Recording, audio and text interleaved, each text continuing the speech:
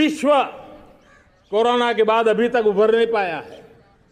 युद्ध ने फिर एक नई मुसीबत पैदा की। आज दुनिया महंगाई के संकट से जूझ रही है। पूरी दुनिया की अर्थव्यवस्था को महंगाई ने दबोच के रखा है। हम भी दुनिया से जिन सामान की जरूरत होती है लाते हैं, तो हमें सामान तो इंपोर्ट करते हैं। हमारा दुर्भाग्य है कि हमें महंगाई भी इंपोर्ट करनी पड़ती है, क्योंकि पूरी दुनिया को महंगाई ने जकड़ के रखा है। लेकिन मेरे प्यारे परिवारजनों, भारत ने महंगाई को नियंत्रित रखने के लिए भरसक प्रयास किए हैं। पिछले कालखंड की तुलना में हमें कुछ सफलता भी मिली है, लेकिन इतने से संतोष नहीं मान सकते। दुनिया से हमारी चीजें अच्छी है, इतने बात से हम सोच नहीं सकते। मुझे तो मेरे देशवासियों को महंगाई की बोझ कम से कम हो, इस दिशा में और भी कदम उठाने हैं और हम उस कदम को उठा के रहेंगे। मेरा प्रयास निरंतर जारी रहेगा। 2019 में परफॉर्मेंस के आधार पर आप सबने मुझे फिर से आशीर्वाद दिया। परिवर्तन का वादा मुझे यहां ले आया, परफॉर्मेंस मुझे दोबारा ले आया और आने वाले 5 साल अभूतपूर्व विकास के 2047 के सपने को साकार करने का सबसे बड़ा स्वर्णिम पल आने वाले 5 साल है। और अगली बार 15 अगस्त को इसी लाल किले से मैं आपको देश की उपलब्धियां, आपके सामर्थ्य, आपके संकल्प, उसमें हुई प्रगति, उसकी जो सफलता है, उसके गौरवगान, उससे भी अधिक आत्मविश्वास के सामने आपके सामने मैं प्रस्तुत करूंगा। पिछले कुछ सप्ताह नॉर्थ ईस्ट में, विशेषकर मणिपुर में और हिंदुस्तान के भी अन्य कुछ भागों में, लेकिन विशेषकर मणिपुर में जो हिंसा का दौर चला, कई लोगों को अपना जीवन खोना पड़ा, मां बेटियों के सम्मान के साथ खिलवाड़ हुआ। लेकिन कुछ दिनों से लगातार शांति की खबरें आ रही हैं। देश मणिपुर के लोगों के साथ है।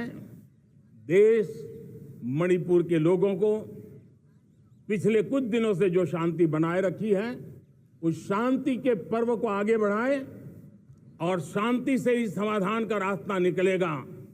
और राज्य और केंद्र सरकार मिलकर के उन समस्याओं के समाधान के लिए भरपूर प्रयास कर रही है, करती रहेगी। आज मेरे देश के लोकतंत्र में एक ऐसी विकृति आई है जो कभी भारत के लोकतंत्र को मजबूती नहीं दे सकती। और वो क्या है बीमारी? परिवारवादी पार्टियां। और उनका तो मंत्र क्या है?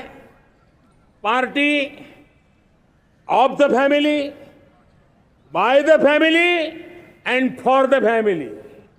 इनका तो जीवन मंत्र यही है कि उनकी पॉलिटिकल पार्टी, उनका राजनीतिक दल परिवार का, परिवार के द्वारा और परिवार के लिए, परिवारवाद और भाई भतीजावाद प्रतिभाओं के दुश्मन होते हैं, योग्यता को नकारते हैं, सामर्थ्य को स्वीकार नहीं करते हैं। और इसलिए परिवारवाद इस देश के लोकतंत्र की मजबूती के लिए उसकी मुक्ति जरूरी है। सर्वजन हिताय सर्वजन सुखाय, हर किसी को हक मिले इसलिए, और सामाजिक न्याय के लिए भी ये बहुत। उसी प्रकार से तुष्टीकरण ने सामाजिक न्याय का सबसे बड़ा नुकसान किया। अगर सामाजिक न्याय को तबाह किसने किया है तो ये तुष्टीकरण की सोच, तुष्टीकरण की राजनीति, तुष्टीकरण का सरकारी योजनाओं का तरीका, इसने सामाजिक न्याय को मौत के घाट उतार दिया है। और इसलिए हमें तुष्टीकरण भ्रष्टाचार ये विकास का सबसे बड़ा दुश्मन है। अगर देश विकास चाहता है, देश 2047 विकसित भारत का सपना का साकार करना चाहता है, तो हमारे लिए आवश्यक है कि हम किसी भी हालत में देश में भ्रष्टाचार को सहन नहीं करेंगे। इस मूड को लेकर के चलना चाहिए। हमारी कार्य संस्कृति बड़ा सोचना, दूर का सोचना, सर्वजन हिताय सर्वजन सुखाय सोचना, यह हमारी कार्यशैली रही है। और सोच से भी ज्यादा, संकल्प से भी ज्यादा हासिल कैसे करना, इस ऊर्जा के साथ हम काम करते हैं। हमने आजादी के अमृत महोत्सव में 75,000 अमृत सरोवर बनाने का संकल्प किया था। उस समय हमने हर जिले में 75 अमृत सरोवर बनाने का संकल्प किया था। करीब 50-55 हजार अमृत सरोवर की कल्पना की थी, लेकिन आज करीब 75,000 अमृत सरोवर का काम निर्माण हो रहा है। ये अपने आप में बहुत बड़ा काम हो रहा है। जनशक्ति और जल शक्ति की ताकत भारत के पर्यावरण की रक्षा में भी काम आने वाली है।